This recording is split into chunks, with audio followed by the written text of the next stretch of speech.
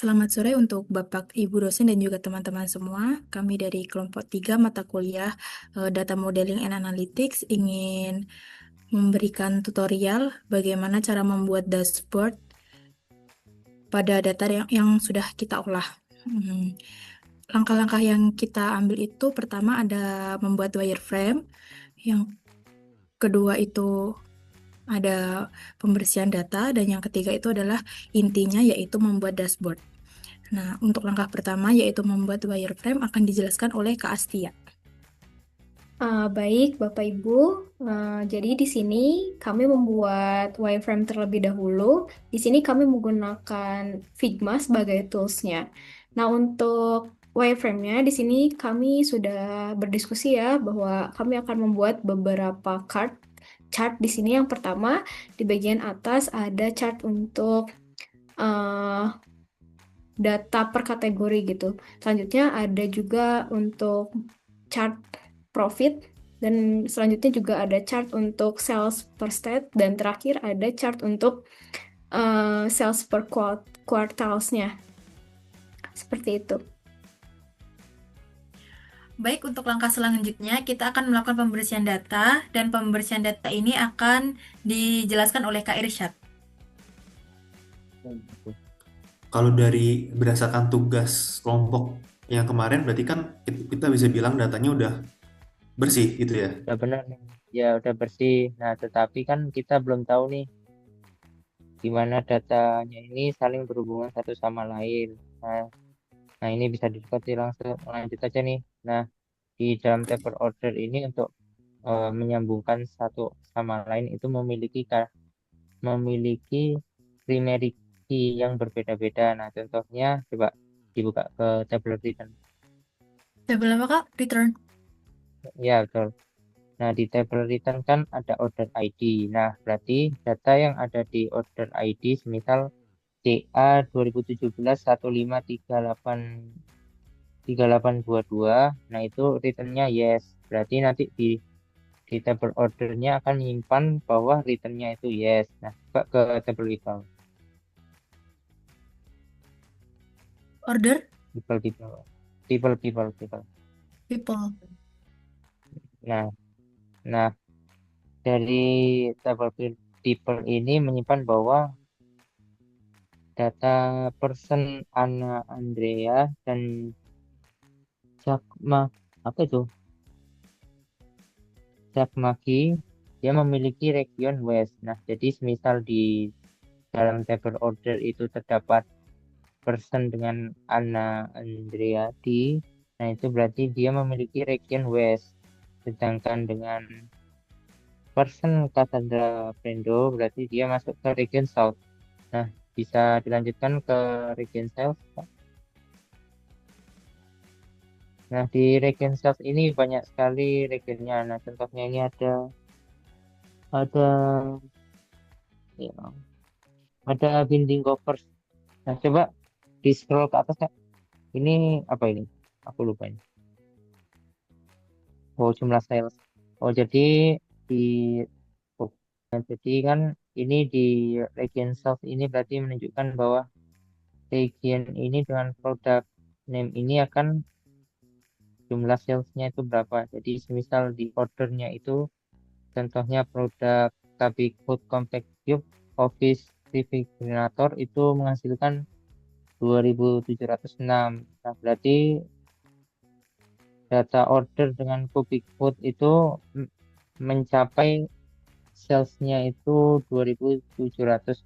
Nah, itu sih mungkin. Nah, dari relasi antar table ini, tim kami akan membuat sebuah chart atau kesimpulan data lah untuk menghasilkan bahwa region apakah yang mendapatkan sales tertinggi dan juga produk apakah yang mendapatkan jumlah jumlah sales yang juga tinggi. Nah, bisa dilanjutkan, Kak. Nah, Baik, untuk langkah selanjutnya adalah pembuatan dashboard yang akan kita buat secara bersama-sama. Untuk langkah selanjutnya, kami akan menampilkan 4 informasi atau 4 insight dari data yang kami dapat. Kami akan menampilkan yang pertama yaitu profit per kategori, lalu sales per kategori, sales per state, lalu yang terakhir sales per kuartal. Langkah pertama untuk menampilkan data tersebut, kita harus membuat tabel baru untuk masing-masing informasi.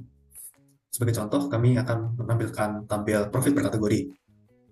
Langkah pertamanya adalah mengambil data dari semua kolom profit dan kategori.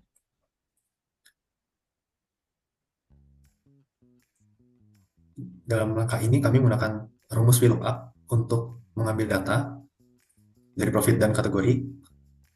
Lalu kami membuat tabel dari data tersebut. Setelah tabel baru terbuat dan diberi nama baru yang khusus,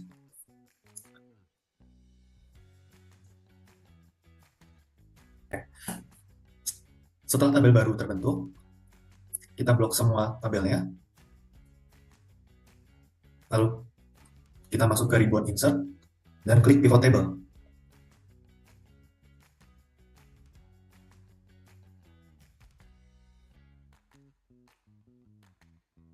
Dengan mengklik tab recommended pivot table, kita bisa langsung memilih pivot table sesuai dengan rekomendasi Excel. Karena rekomendasi sudah sesuai dengan informasi yang ingin kita tampilkan.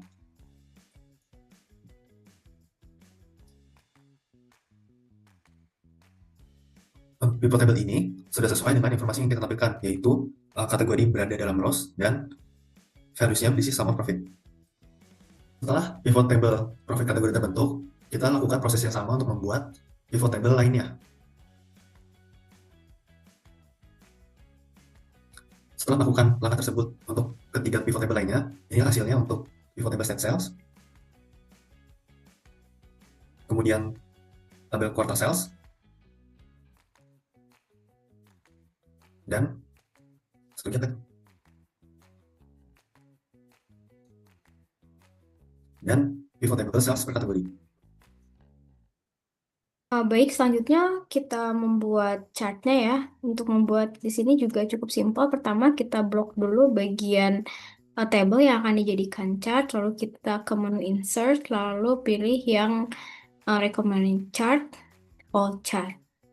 Nah, untuk data jumlah dari profit ini, di sini kami akan menggunakan chart donat seperti ini, lalu bisa diselect ya, dan klik OK. Lalu chartnya muncul seperti ini. Nah, cara yang sama juga dilakukan untuk tabel-tabel lainnya, seperti itu.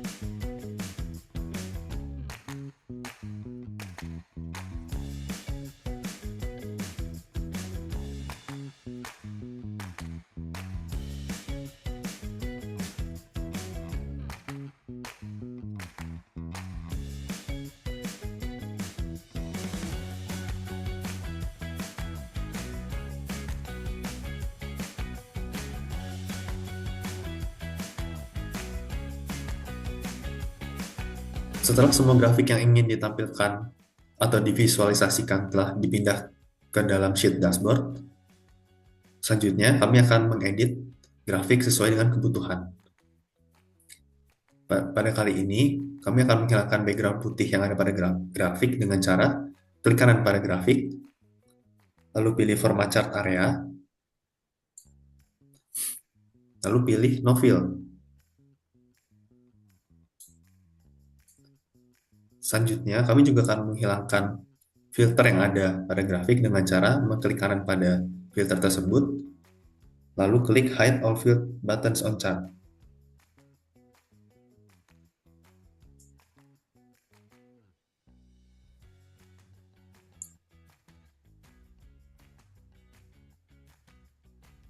Lalu kami mengaplikasikan langkah yang sama kepada semua grafik. Seperti yang telah kami koreksi dan perbaiki dan kami rapikan untuk memudahkan user menavigasikan informasi atau insight yang ada di dashboard.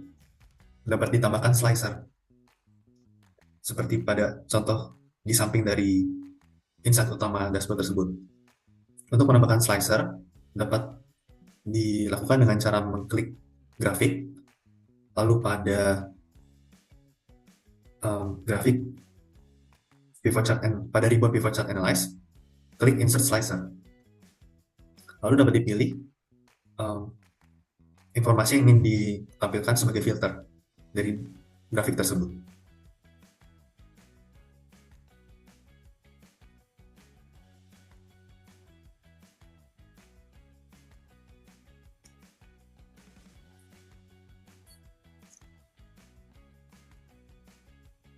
Dan inilah hasil dari menambahkan slicer ke dalam dashboard. Tapi untuk kepentingan estetik visual dan kemudahan membaca informasi dalam dashboard, slicer tidak harus ditampilkan pada saat presentasi. Slicer hanya ditampilkan jika user atau stakeholder yang membaca informasi membutuhkan informasi tambahan atau ingin menavigasikan informasi tersebut sendiri. Baiklah Bapak Ibu dosen dan juga teman-teman sekalian, tadi itu adalah tutorial bagaimana kita dari kelompok 3 membuat dashboard dari data-data yang telah kita olah. Sekian, terima kasih.